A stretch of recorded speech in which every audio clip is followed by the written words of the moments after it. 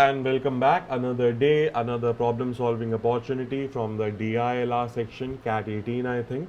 And though this problem might appear like a LR or a reasoning problem, this is a ratios and basic maths challenge, of course, beyond reading the given story. So, the tools that we'll be using are day 0, day 1 ratios theory on top of the language story given to us. And even that story, again, in the beginning might seem a little challenging, but internalize that and paraphrase it for yourself. And it's okay to spend a minute or two to understand the story, because after that, deploying the equations is going to be fairly easy. So let's dive into the problem, assuming you have tried it out by yourself, struggled with it, and then you are coming to the discussion. So the base exchange rate of a currency X with respect to currency Y is the number of units of currency Y which is equivalent in value to 1 unit of currency X. So long sentence, slow down, bring in your real world knowledge. I'm sure you have heard of the dollar rupee conversion rate. So $1 is equal to 75 rupees or so. What does that mean? If you want to buy $1, you will have to spend 77 of Indian rupee units. And similarly, if you sell $1, you will get 77 units of Indian rupees back. So this is again not very complicated, though X and Y and the language might seem tricky. So quickly go into the real world and understand this idea. Furthermore, currency exchange outlets buy currency at buying exchange rates. So far I had a base exchange rate. Now I have a buying exchange rate that are lower than the base exchange rate.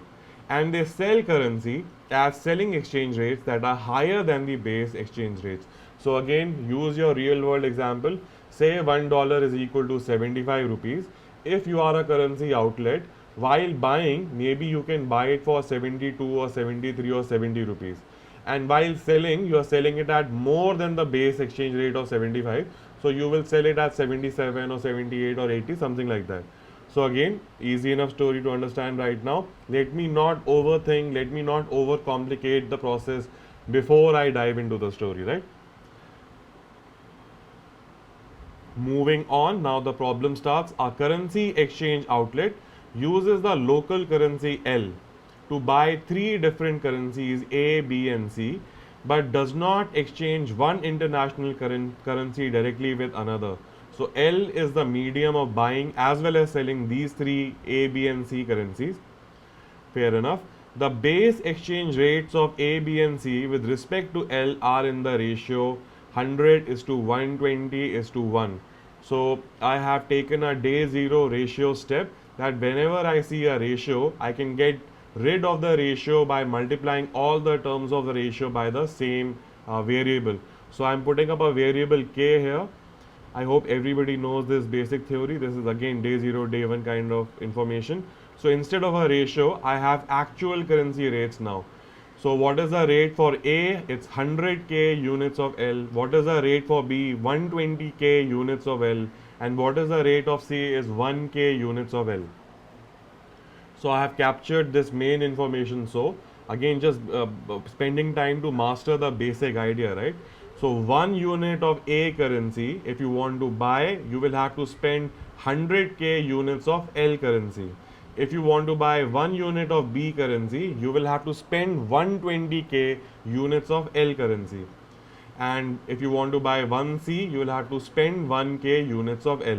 And the same thing for selling. If you sell one currency, if you sell 1 unit of A currency, you will get 100k units of L currency, and the same for the other candidates as well.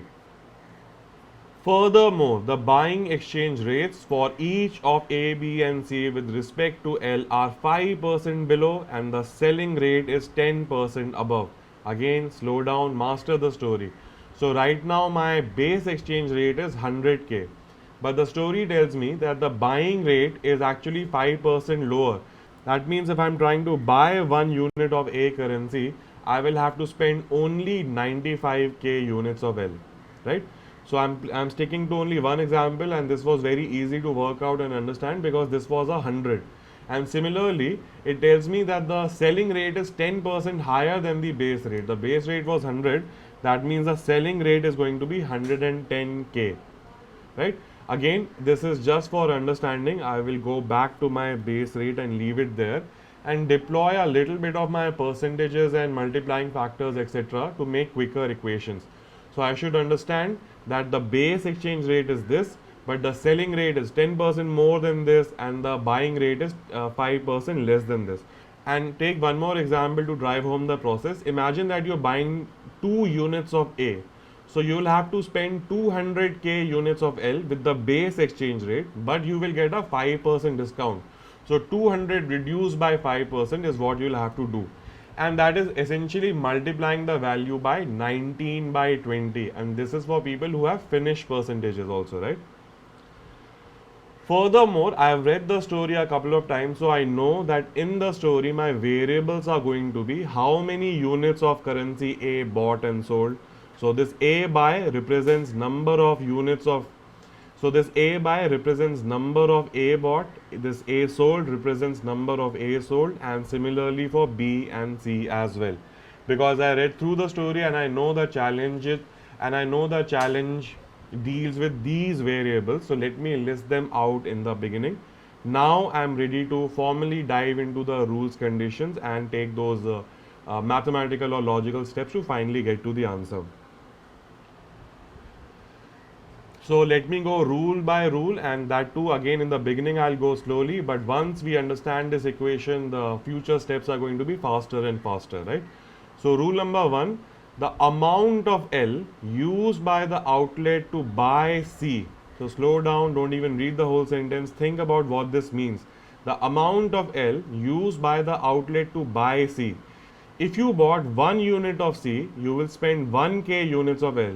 And if you bought 2 units of C, you will have to double this value and say it will be 2 into 1k units of L. And my units are C buy. So my overall expense in buying this currency would be this much. But I also know there is a 5% discount, so I have captured it so. So capture this idea, 1 unit of C is worth this much. So 2 units of C are double the original value. 10 units of C will be this into 10, and these many units of C will be C buy into the base rate, and then a 5% discount. So take your time and build this equation and be very clear with it, because there is no point in moving further if this idea is not clear.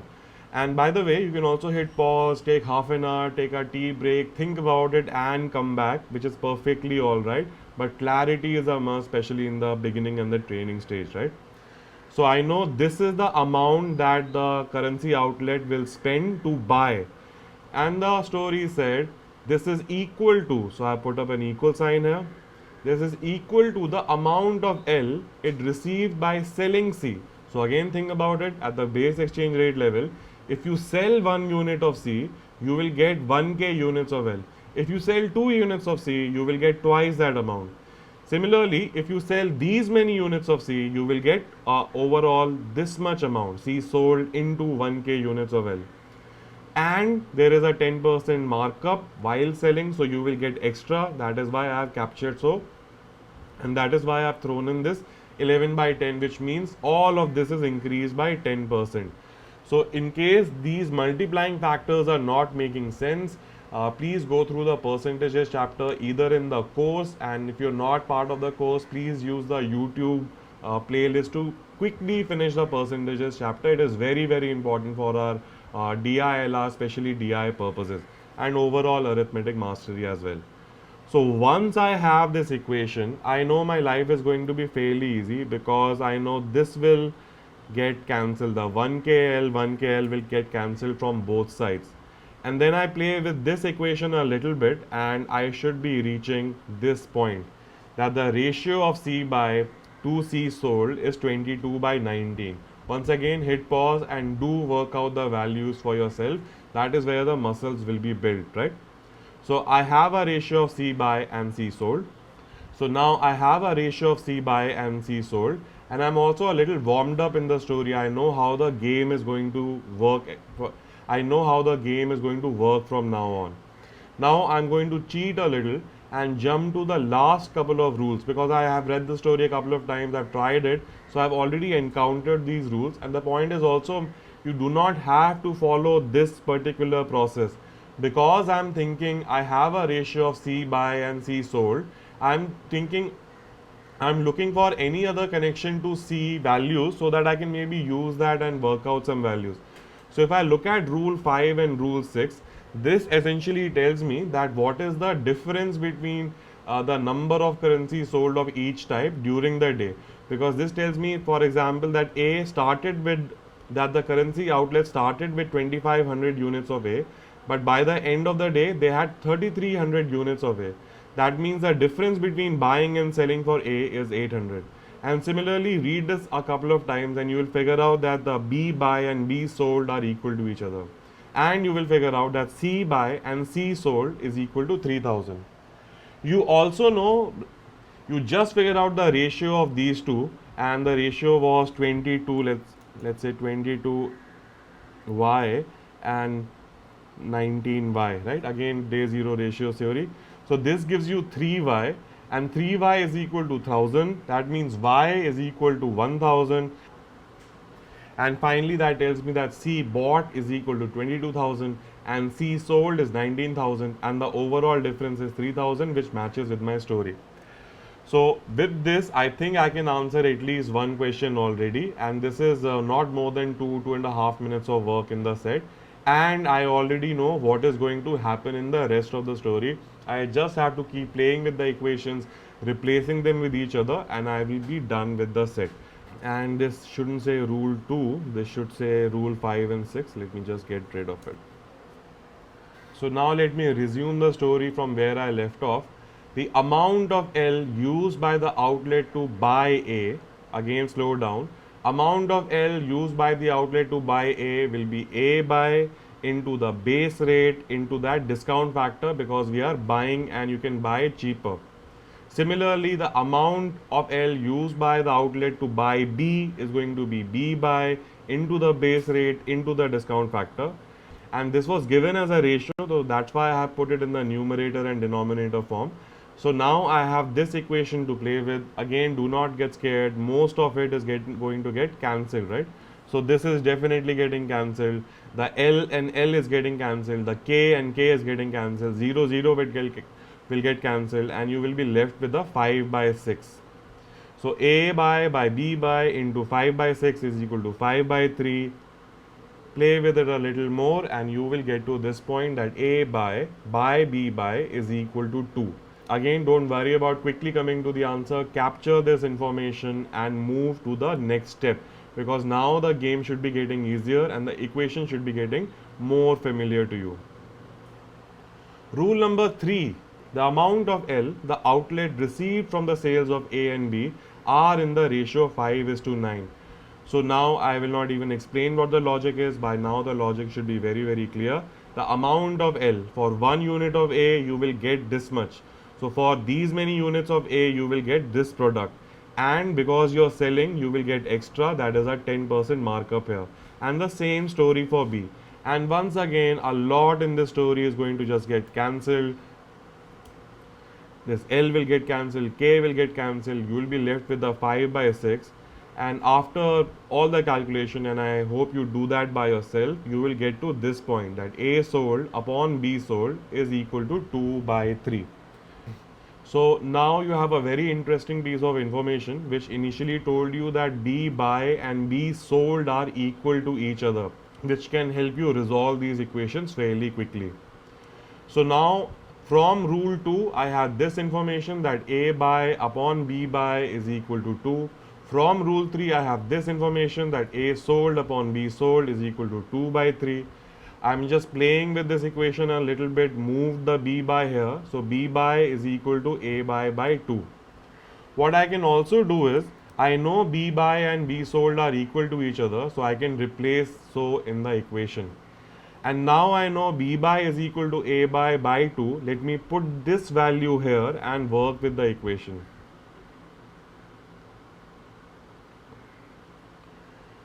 So instead of B buy or B sold, I have replaced it with A buy by 2 from that rule 2 information. And what I finally get is A sold upon A buy will give you 1 by 3. Hit pause, rewind, work out these steps for yourself. Do not take my word for it. So I have this ratio, and again I go back to the beginning, or let's say the end of the story, where I know the difference between them is 800. I know their ratio is 3 is to 1 and the difference is 800. Now again play with that information and you will figure out that the values are going to be 1200 and 400. Taking these steps in your own head, mentally, verbally, even without pen and paper, can help a lot rather than listening to someone else, right? So do work out all the steps.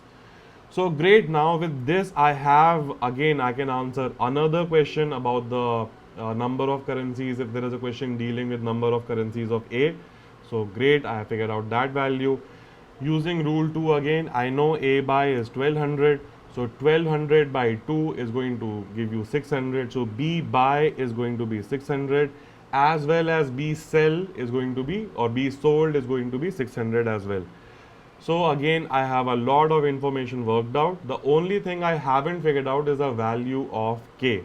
And there is another rule given to me for that, that the outlet received 88,000 units of L by selling A during the day.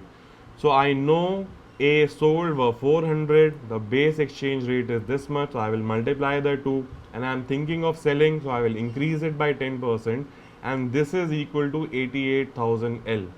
And now cancel the values out.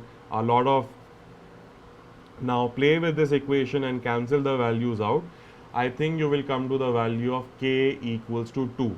That means 1A is equal to 200 units of L, 1B is equal to 240 actual units of L, and 1C is equal to 2 units of L. And now with this new information, you can answer everything in the given questions. And we are done with the problem. I'm leaving the questions up to you. All the values are already available.